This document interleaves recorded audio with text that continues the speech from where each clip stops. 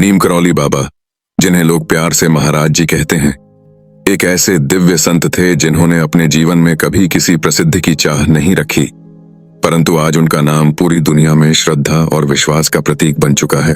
बाबा का जन्म सन 1900 के आसपास उत्तर प्रदेश के अकबरपुर गांव में लक्ष्मी नारायण शर्मा के रूप में हुआ। बचपन से ही उनमें आध्यात्मिक झुकाव था। वे कम बोलते, अधिक सोचते और अक्सर गहरे ध्यान में खो जाते थे। छोटी उम्र में ही उन्होंने सांसारिक बंधनों से मुक्ति पाने की इच्छा जताई और घर से निकल पड़े। अनेक स्थानों की यात्राएं की और अंततः उन्होंने अपने जीवन का उद्देश्य ईश्वर सेवा और मानव सेवा को बनाया। कहा जाता है कि वे ट्रेन में बिना टिकट यात्रा कर रहे थे और जब टीटी ने उन्हें उतार दिया तो उन्होंने केवल यह कहा, अगर ईश्वर चाहेगा तो ट्रेन आगे नहीं चलेगी। और सच में ट्रेन रुक गई। जब स्टेशन मास्टर ने उनसे क्षमा मांगी और उन्हें वापस ट्रेन में बैठने के लिए कहा, तब ट्रेन फिर से चल पड़ी। उसी घटना के बाद उन्हें लोग नीम करौली बाबा कहने लगे, क्योंकि वह घटना नीम करौली गांव में हुई थी। बाबा का जीवन अत्यंत सरल था। वे फटे कुर्ते और चादर में रहते, पर उनके दर्शन से भक्तों का मन खिल उठता था। उनके शब्द कम लेकिन प्रभावी होते थे। वे कहते थे, सब ईश्वर है, सब ईश्वर की लीला है, और प्रेम करो, सेवा करो और याद रखो सब भगवान है। बाबा ने कभी किसी को धर्म, जाति या पंथ के आधार पर नहीं आंका। वे हर इंसान में भगवान को देखते थे। उनके भक्तों में गांव के साधारण लोग ही नहीं बल्कि बड़े बड़े विदेशी साधक और तकनीकी जगत के दिग्गज भी शामिल रहे हैं।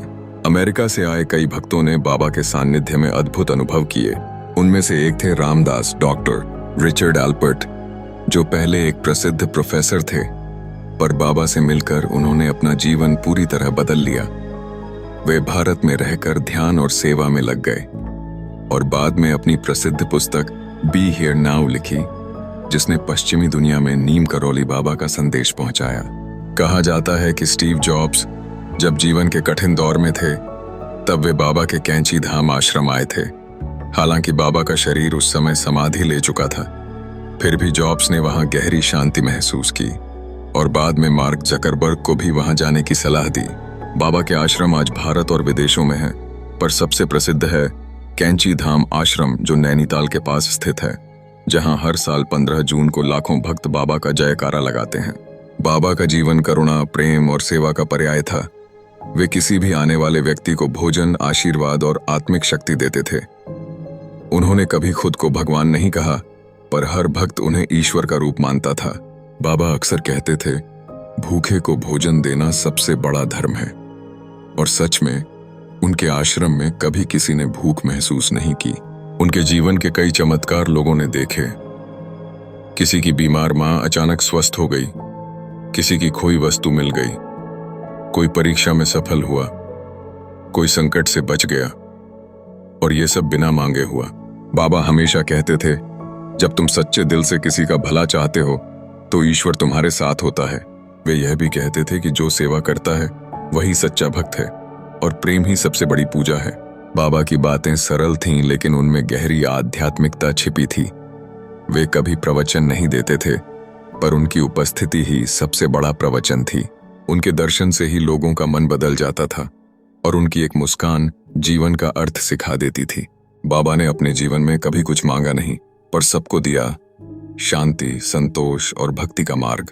उन्होंने सिखाया कि हमें जीवन में किसी से बैर नहीं रखना चाहिए, क्योंकि सब में वही ईश्वर है। कहा जाता है कि बाबा को जो कुछ भी कहना होता था, वे सीधे भक्त के मन में प्रेरणा के रूप में पहुंचा देते थे। अनेक भक्तों ने महसूस किया कि जब वे किसी कठिनाई में होते तो बाबा का चेहरा उनके मन में उभरता और समाधान अपने आप मिल जाता। बाबा का हर शब्द मानो ब्रह्म वाक्य था। वे कहते थे, भगवान का नाम लेना ही मुक्ति का मार्ग है। वे राम नाम के उपासक थे और हनुमान जी के परम भक्त। उनके आश्रमों में हमेशा रामायण और हनुमान चालीसा का पाठ चलता रहता था। बाबा कहते थे, हनुमान जी सेवा का प्रतीक हैं, और जो सेवा करता है वह स्वयं भगवान तक पहुंचता है।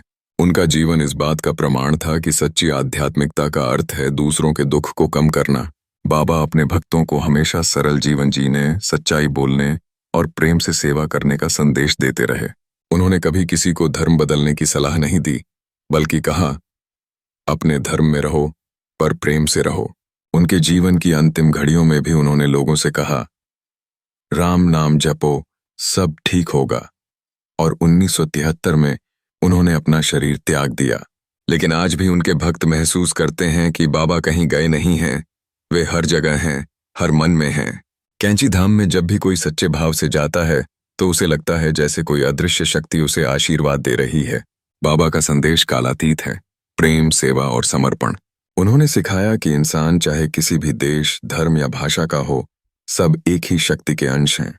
उनकी यह शिक्षा आज के युग में पहले से अधिक आवश्यक है। जहां मनुष्य विभाजन में खो गया है, वहां बाबा का संदेश हमें याद दिलाता है, सब एक हैं, सब ईश्वर हैं।